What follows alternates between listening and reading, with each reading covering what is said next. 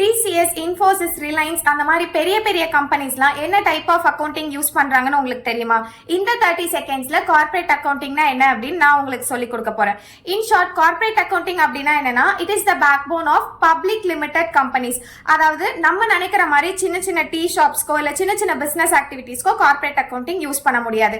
பெரிய large type of like TCS, Reliance சொன்னால அந்த மாதிரி பிசினஸ் ஆக்டிவிட்டிஸ் மட்டும் தான் யூஸ் பண்ண முடியும்.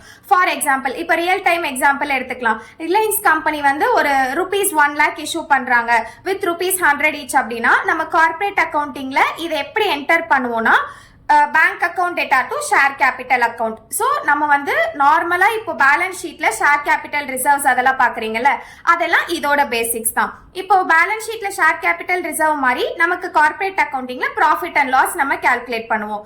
ஸோ பிகாம் MBA ஸ்டூடெண்ட்ஸ், உங்களுக்கு கார்ப்பரேட் அக்கவுண்டிங் பத்தி தெரிஞ்சுக்கணும் அப்படின்னா CA சீரீஸ் அப்படின்னு சொல்லி கமெண்ட் பண்ணுங்க. நான் உங்களுக்கு அதுக்காக ஒரு சீரீஸ் ஸ்டார்ட் பண்றேன்.